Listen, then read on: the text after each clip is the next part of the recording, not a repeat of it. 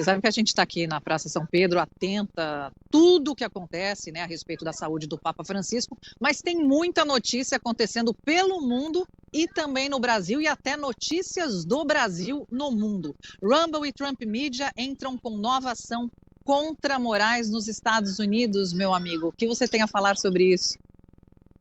Olha, esse é um tema do momento, né? Um tema constrangedor na minha visão para o país, né? Porque o que aconteceu? Quer dizer, as grandes redes como Meta, Twitter, né? O X, etc., o Google, etc., elas têm muitos negócios no Brasil. Essa é uma interpretação que eu estou fazendo, tá? E, quer dizer, eles acabam, por N razões, né? Nós vimos o caso do X recentemente.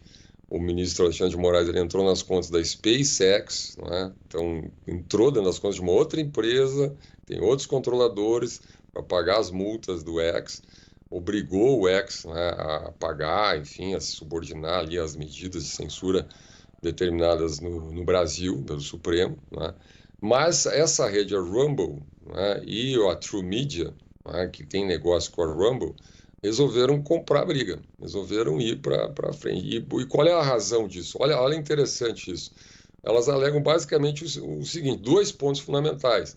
Quando o ministro determina a divulgação de, enfim, de informações privadas e a censura prévias, que é o banimento de uma pessoa que é o Alan dos Santos, que está nos Estados Unidos, que tem residência nos Estados Unidos, que trabalha nos Estados Unidos, não é?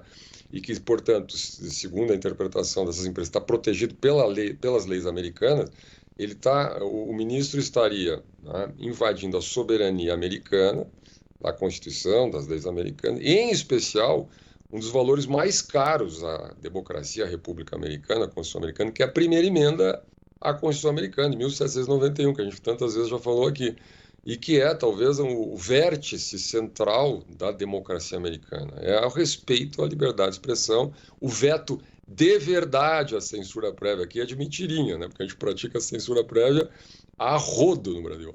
Agora, esse é o exemplo, né? Nós criamos uma situação muito estranha, e a gente chega ao mesmo por dizer que censura prévia não é censura prévia para fazer censura prévia. Então, quando vai lá, tira esse blogueiro daí, tira censura prévia. A gente inventa, não, é medida cautelar, é outra coisa, é uma medida metafísica, uma medida divina, alguma coisa. Não, censura prévia. Então, assim, é muito constrangedor isso, né? E na minha visão, isto vai ter consequências jurídicas, né? Quer dizer, o que essas empresas dizem? Isso é abuso de poder, né? Quando a gente vê lá uma das decisões do ministro, eu até trouxe aqui, só para a gente ver assim, porque eu acabo fazendo investigação sobre esse tema, Sônia, e qual é os crimes originais lá do tal do Alan dos Santos, né? E aqui eu não estou fazendo nenhuma defesa, eu nem conheço essa pessoa, acho que seguramente é uma pessoa muito radical e tal, não me cabe julgar aqui, mas é interessante. Os crimes são citados na própria decisão do ministro Alexandre de Moraes, segundo investigação que teria sido feita. Olha lá, atacar integrantes de instituições públicas. Olha, boa parte da crítica política que existe por aí, em todo lugar, é atacar integrantes de instituições públicas, né? Ministros, por exemplo, etc. Né? Deputados, senadores, instituições públicas, presidente da República e tal. Desacreditar o processo eleitoral brasileiro. Então, aqui, qualquer crítica às urnas eletrônicas, ao sistema eleitoral, que são feitas no mundo inteiro, em qualquer democracia, se critica o sistema eleitoral, seriam aqui crimes. Reforçar o discurso de polarização. Olha, só o que os políticos fazem é reforçar o discurso de polarização, inclusive o presidente da República.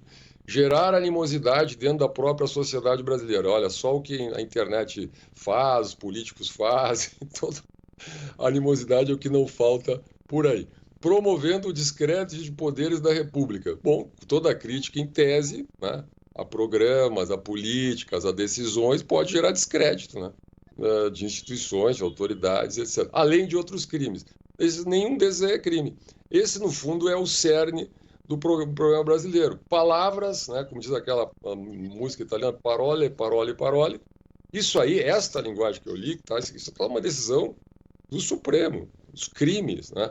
Isso é a linguagem da Lei de Segurança Nacional.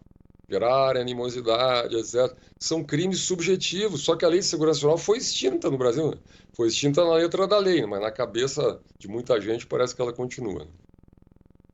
Então, a gente precisa, eu queria fazer pequenas observações, assim, primeiro, enfim, até para, como é que eu diria, até para desqualificar esse rapaz, o jornalista Alan dos Santos, muita gente se refere a ele como blogueiro. Ele não tem blog, nunca teve. Ele é jornalista mesmo, é jornalista conservador, de direita, enfim, não importa para o exercício da profissão ou para o exercício do direito à livre expressão, não importa a tendência política ou ideológica de quem faz isso, né? De quem exerce a profissão. Outra coisa também que é preciso destacar é que o ministro Alexandre de Moraes tem uma gana especial em torno desse rapaz, porque tem tomado um baile, né? Na verdade, a verdade é essa. Primeiro, o Alan dos Santos conseguiu o status de asilado político nos Estados Unidos. Ele é asilado, está sob proteção do governo americano. E há uma série de fatores também. Ele, de vez em quando, apesar dos bloqueios, de vez em quando consegue emplacar algum vídeo dele, alguma mensagem dele criticando o ministro Alexandre de Moraes. Isso deve enlouquecer o ministro. E, além do mais, recentemente foi oficializada a decisão da Interpol de excluir o nome ou qualquer referência a Alan dos Santos nas suas listas, né? O ministro Alexandre de Moraes pediu a inclusão de alerta vermelho, na lista de alerta vermelho, acho que é essa a expressão da Interpol. A Interpol colocou numa lista secundária e em outubro do ano passado simplesmente decidiu excluir. Estamos falando ainda do governo de Biden, portanto não teve nenhuma influência aí do governo de Trump. Portanto, ele é absolutamente um cidadão livre e sob proteção das leis americanas. E aí, quando o ministro Alexandre de Moraes faz o que fez com o X, exige dados pessoais do X, do Orlando Santos, de um cidadão, portanto, sob proteção de leis americanas, o X não foi apenas por firmar posição.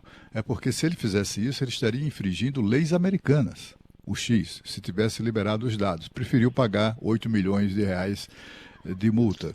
E, de outro lado, o advogado das empresas, um deles, né, Martin Luca, ele explicou que as duas ações, né, se baseiam em iniciativas do ministro Alexandre de Moraes, à revelia, passando por cima de tratados internacionais e também da soberania americana. Quer dizer, para notificar empresas americanas sediadas nos Estados Unidos sobre suas decisões, isso tem que ser feito através ou da tradicional carta rogatória, segundo o advogado, que sempre foi usado isso, né? Vai para a justiça do país onde está a pessoa, no caso dos Estados Unidos, a justiça americana então filtra aquilo ali, decide se é o caso ou não e encaminha, ou simplesmente encaminha, sem maiores avaliações, aquela notificação.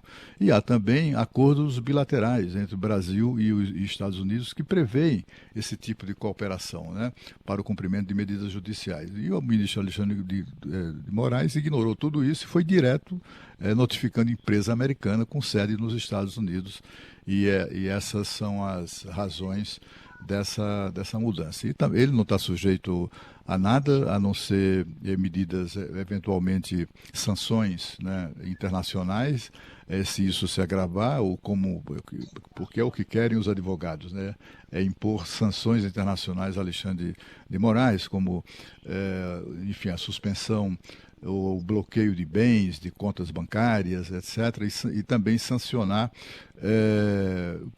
qualquer banco ou instituição financeira que estabeleça com o ministro relação de cliente, etc. Enfim, mas isso é coisa para o futuro. Mas o que motiva a iniciativa das empresas nessas duas ações contra Alexandre de Moraes é isso. E é preciso lembrar também que a ação é contra ele, pessoalmente, não é contra o Supremo nem contra o Brasil. Aqui tem um detalhe, né, Cláudio, sobre isso, né? Uma ação contra ele, ou seja, a pessoa física, obviamente que traz um enorme desgaste ao Brasil, né? O que me chama a atenção são duas coisas aqui. Primeiro, a gratuidade de tudo isso, né? Quer dizer, a fixação nesse cidadão, né? Esse negócio de chamar de blogueiro, bolsonarista, poderia chamar de blogueiro lulista, jornalista, as pessoas qualificar isso como uma forma de desmerecer, né? Aqui não trata nem de desmerecer nem elogiar, significa apenas uma questão de direito, só atinge esquerda, atinge direita, seja o que for. A gratuidade disso, para que o Brasil está se envolvendo nesse tipo de polêmica, quando foi pedido lá atrás a extradição desse cidadão, Alan dos Santos, a justiça americana viu os vídeos, inclusive a representação brasileira levou os vídeos, as declarações dele, e o funcionário americano disse, olha, isso aí são só palavras, just words, ele usou essa expressão, só palavras. Palavras podem ser mal educadas, radicais, deselegantes, mas palavras que têm a torto e a direito no debate público em qualquer grande democracia. Lá está em proteção, na verdade tem um choque de visões nesse processo bastante radical, né? E a última observação isso é um processo contra o ministro, a pessoa física.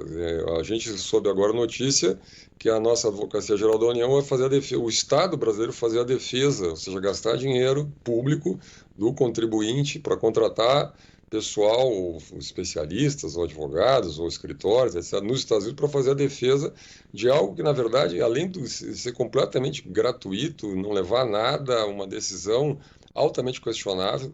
No Brasil também não é um problema de infração de leis americanas, né? Vamos lá, é também um problema de infração de leis americanas. Pode fazer censura prévia no Brasil.